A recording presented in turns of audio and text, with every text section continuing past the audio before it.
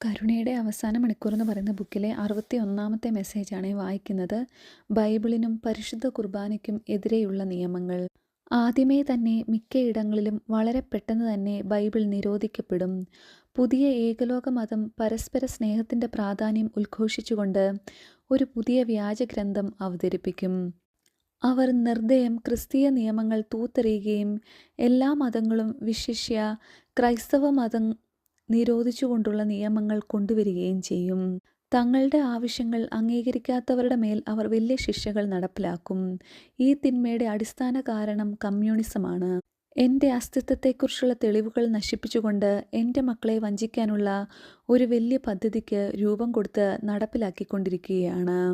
ഉടൻ തന്നെ അനേകർ മുന്നോട്ട് വന്ന് എൻ്റെ ജനനത്തിൻ്റെ സത്യാവസ്ഥയെ ചോദ്യം ചെയ്യും.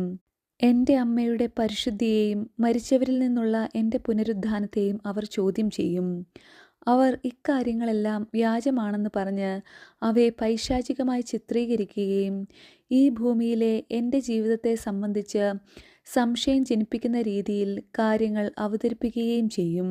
അവർ എൻ്റെ ക്രൂശീകരണത്തെക്കുറിച്ച് കള്ളങ്ങൾ പറഞ്ഞു പരത്തുകയും എൻ്റെ സ്വഭാവത്തെക്കുറിച്ച് മോശമായവ പറയുകയും ചെയ്യും.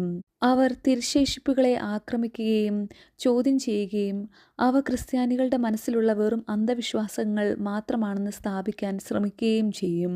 അവർ എന്നെക്കുറിച്ച് ഒന്നിനു പിറകെ ഒന്നായി നുണകൾ സൃഷ്ടിച്ചുകൊണ്ടിരിക്കും.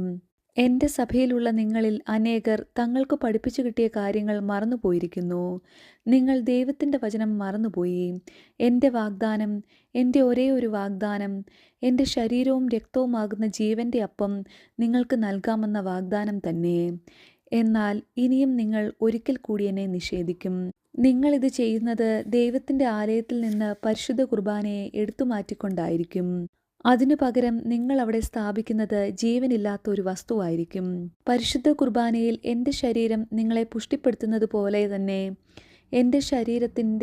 എൻ്റെ സഭയുടെ മരണം എന്നെ ഉപേക്ഷിക്കുന്നവരുടെ ആത്മാക്കൾക്ക് മരണം കൊണ്ടുവരികയും ചെയ്യും.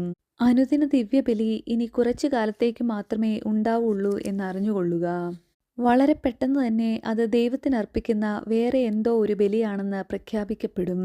വ്യാജപ്രവാചകർ പരിശുദ്ധ കുർബാന അർപ്പണം നിർത്തലാക്കുമ്പോൾ തന്നെ അത് നിങ്ങൾക്ക് അറിയാൻ കഴിയും.